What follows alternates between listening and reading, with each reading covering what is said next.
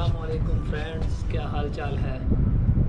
मुझे कई दोस्तों ने मैसेज करके पूछा कि भाई आपने थाईलैंड का वीज़ा कैसे लगवाया है।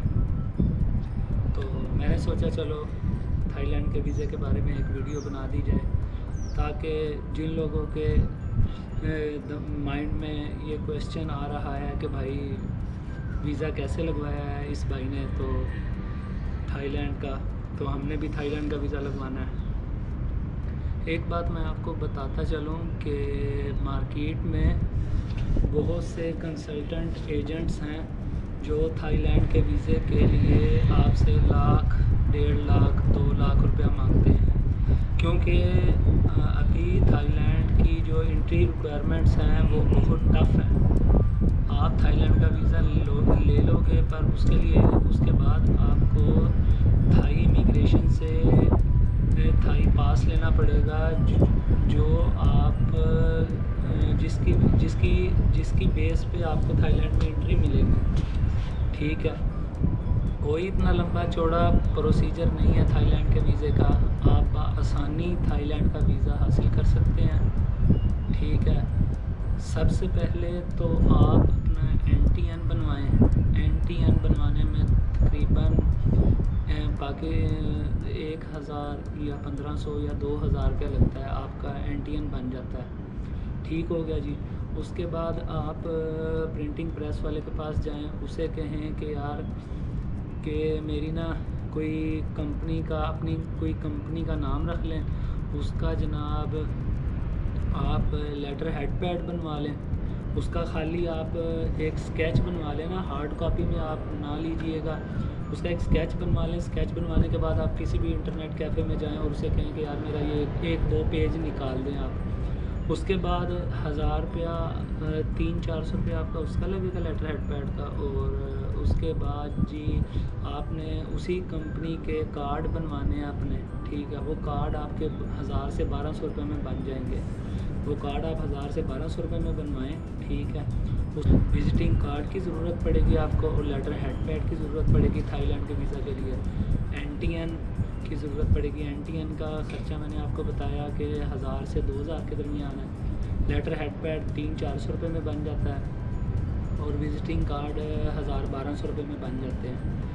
जब ये आप तीनों चीज़ें बनवा लेंगे, आप इस्लामाबाद में जो थाई एम्बेसी है उनकी ऑफिशियल वेबसाइट पे जाइएगा। वहाँ पे आपको एक लिस्ट मिलेगी जिन्हें थाई एम्बेसी ने रिकमेंड किया है कि आप लोगों से फ़ाइलें रिसीव करके हम तक पहुँचाएँ। उसके अलावा आप अगर किसी और कंसल्टेंट से या किसी और एजेंट से वीज़ा अप्लाई करवाएंगे तो वो तो आपसे फिर ज़्यादा पेमेंट वसूल करेगा, क्योंकि लोगों को पता भी नहीं है कि कैसे वीज़ा लेना है थाईलैंड का, कैसे नहीं लेना वीज़ा। जब आप वो लिस्ट देखेंगे, उस लिस्ट में तकरीबन 12 से 15 ट्रैवल एजेंट हैं जिनको थाई एम्बेसी ने रिकमेंड किया है कि आप लोगों से फ़ाइल लेकर हम तक पहुंचाएं। वो जो ट्रैवल एजेंट हैं, रिकमेंड किए हुए ट्रैवल एजेंट हैं, वो फ्रॉड नहीं करते। ठीक है, वो आपसे ये डॉक्यूमेंट्स मांगेंगे, passport, NTN number, NTN, letter head pad, visiting card, और हाँ हो सकता हो तो आपके पास अगर आपकी अपनी बैंक स्टेटमेंट हो लास्ट 2-3 मंथ्स की चल जाती है, 2 मंथ या 3 मंथ की, और एंडिंग बैलेंस हो 2 से 2.5 लाख रुपए, तो आप बआसानी थाईलैंड का वीज़ा हासिल कर सकते हैं। ये 4-5 चीज़ें आप उस कंसल्टेंट को देंगे जाकर, तो वो तकरीबन आपसे चार्ज करेगा वो एम्बेसी की जो वीज़ा फ़ी है वो है 5000 रुपये। उसके अलावा वो अपनी प्रोसेसिंग फ़ी आपसे चार्ज करेगा 3000 या 4000 रुपये चार्ज करेगा। डिफरेंट रेट्स हैं, कुछ 8000 रुपये लेते हैं, कुछ 9, कुछ 10,000, सिर्फ मैक्सिमम 10,000 रुपये तक लेते हैं ये कंसल्टेंट, और 5 से 7 दिन में आपका वीज़ा लगवा देते हैं। ठीक है, अगर आपने किसी धोखा और फ्रॉड से बचना है तो बराए मेहरबानी किसी एजेंट के पास मत जाएं। हाँ, जब आप ये वीज़ा लगवा लें, ठीक है, उसके बाद आप इनकी ऑफिशियल वेबसाइट पे जाएं, वहाँ पे तब्दीलियाँ होती रहती हैं। कोई में भी हो सकता है कि महीने डेढ़ तक जो थाई पास वाला सीन है वो ख़त्म हो जाए, तो नॉर्मल कंडीशन स्टार्ट हो जाए फरवरी के एंड तक, तो फिर आपको थाई पास की ज़रूरत नहीं पड़ेगी, जस्ट आप टिकट कराएंगे और थाईलैंड आ जाएंगे। अदरवाइज़ जो थाई पास की रिक्वायरमेंट्स हैं, थाई पास की रिक्वायरमेंट्स में सबसे पहले तो आपके पास 50,000 US डॉलर की इंश्योरेंस होनी चाहिए, ठीक है। उसके बाद SHA++ होटल में 7-8 डेज़ की बुकिंग होनी चाहिए। ये 2 मेन चीज़ें हो गई। और जी इसके अलावा आपको चाहिए वैक्सीनेशन सर्टिफिकेट, ठीक है, ये चाहिए आपको।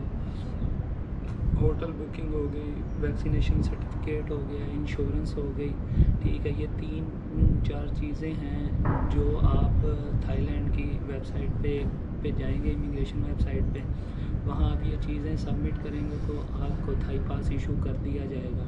फ़िलहाल थाई इमिग्रेशन ने थाई पास बंद किए हुए हैं, ठीक है। Send and go and send वालों के भी थाई पास बंद हैं और दूसरे सैंड बॉक्स वालों के भी बंद हैं। सिर्फ फुकेट सैंड बॉक्स वालों के थाई पास ओपन हैं। जो लोग फुकेट सैंड बॉक्स थाई पास के थ्रू थाईलैंड आना चाहते हैं तो वो आ सकते हैं। वो थोड़ा सा एक्सपेंसिव होता है कि होटल 7 दिन के लिए बुक करना पड़ता है और इसके अलावा आपको रिटर्न टिकट करवानी पड़ेगी थाईलैंड आने के लिए। और आखिर में एक बात मैं फिर बताता चलूँ कि मैंने कई वेबसाइट्स पे देखा है, कई social media link Facebook YouTube पे देखा है, लोग जनाब थाईलैंड के वीज़े का कोई 1 लाख मांग रहा है, कोई 1.5 लाख मांग रहा है, कोई 2 लाख मांग रहा है। तो ऐसी कोई बात नहीं, आप सिर्फ 15 से 20 हज़ार रुपये में थाईलैंड का वीज़ा हासिल कर सकते हैं।